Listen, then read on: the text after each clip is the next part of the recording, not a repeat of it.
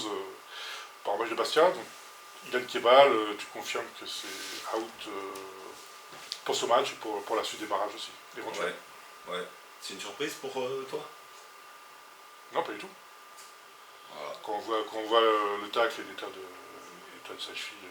Ouais, non, mais même, je pense qu'après un certain match, le club il avait fait une petite vidéo pour sensibiliser. J'avais déjà parlé en conférence de presse que Ilan c'était pas un tricheur, au contraire, que des fois même il faudrait qu'il se fasse un peu plus attention. Moi, la seule surprise que j'ai, c'est que ça soit pas arrivé avant. C'est arrivé à la 38e journée. Par contre, il a 4 à 6 semaines de bottes. Et la rééducation, donc il y a pour entre 2 et 3 mois minimum. Ça fait toujours, quel que soit Ilan, Joss ou Kembila, quel que soit le joueur, ça fait quand même mal de voir un joueur comme ça, surtout que sur l'action, il protège le ballon, il est pratiquement sorti. Mais c'est comme ça, voilà. Après, tu ressens la colère, justement. Juste pour finir, pardon, mais quand on entend que, oui, dans les gens qui nous arbitrent, souvent c'est difficile parce qu'ils simulent, et je l'ai dit, ils ne simulent pas beaucoup. Et j'aimerais que des fois ils simulent plus, même si je n'ai pas le droit de dire ça. Mais c'est son problème. Aujourd'hui, il est passé près plusieurs fois dans la saison. Et voilà, après ça fait partie. Et c'est un jeu de contact, le football. Donc voilà, aujourd'hui, Ilan, il a fini sa saison et sûrement le début de la saison prochaine. C'est là qu'il y a une colère. Je sais que le président fait une vidéo aussi pour se plaindre un peu du traitement de sur Ilan, plus généralement de l'arbitrage, que ce genre de joueurs ne soient pas protégés suffisamment.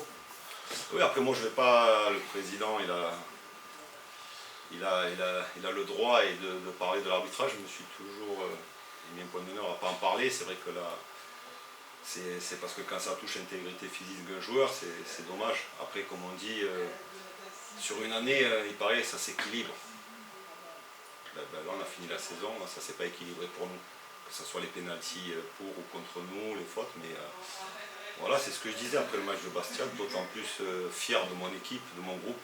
Voilà, nous, de la 38e journée jusqu'à la 95e minute, on a bataillé pour arriver. On n'est pas passé loin de se faire éliminer. C'est ce que je disais avant, qu'on allait avoir un match difficile. Et félicitations à Bastia par rapport au match qu'ils ont fourni. Et ce que j'ai dit, ils me fait une très très grosse impression, que ce soit dans l'intensité, dans l'agressivité, dans le jeu qu'ils ont fourni aussi. C'est pour ça que quand je disais après le match, j'étais surpris de les voir à cette position. Mais s'ils avaient joué toute la saison comme ça, je pense que ça aurait été très haut. Donc tout ça, c'est pour mettre en valeur la qualité de mon équipe et de mon groupe.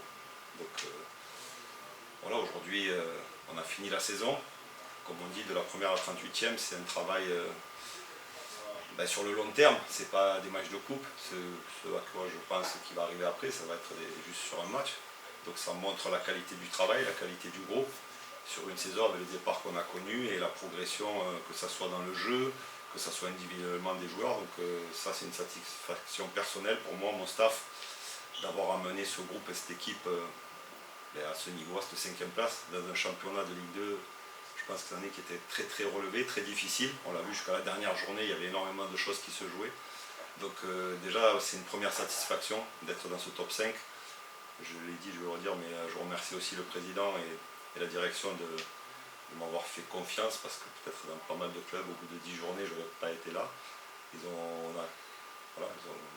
maintenu la confiance envers moi, et aujourd'hui, je leur rends par rapport à ce top 5 qui était un objectif. Donc, déjà, c'est la première chose. Après, c'est ce que j'ai dit, maintenant, on ne parle plus de... Là, aujourd'hui, il faut être ambitieux. Voilà. L'ambition, c'est d'aller au bout quand on est là. Mais ça commence par un match difficile contre Rodez. On se souvient du match championnat qui date il y a 3 semaines, un mois, où ça va être un match assez physique aussi, où il y avait la vidéo qui avait suivi. Donc, vous attendez un combat du même type De toute façon, ça va être... ils ont pour moi déjà 2 avantages. Ils ont joué à domicile. Ils ont eu un match relativement facile. Ils se sont rendus faciles avec 2 buts rapidement. Voilà, 2 buts rapidement. Donc après, on a vu qu'ils ont fait tourner aussi. Ils n'ont pas eu de déplacement. Ils reçoivent. Donc voilà, déjà sur la fraîcheur, c'est quand même un petit plus dans des matchs comme ça. Ils vont jouer devant leur public. Donc ils ont tout pour passer, mais on va aller là-bas pour les contrarier. On a vu que le match il y a 3 semaines, je pense qu'on avait été cohérent dans ce qu'on avait proposé. On les avait mis en difficulté.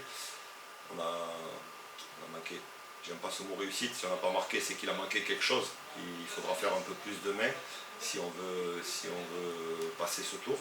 Mais on va là-bas avec énormément d'ambition, et si on n'est pas ambitieux, maintenant on ne le saura jamais. Donc voilà, le groupe est concerné, et on va aller là-bas avec, comme je dis toujours, il y a des absents, mais j'ai un groupe de qualité, et l'équipe qui va commencer demain, et les joueurs qui seront sur le banc, j'ai 200% confiance en eux, à leur investissement et surtout à leur qualité.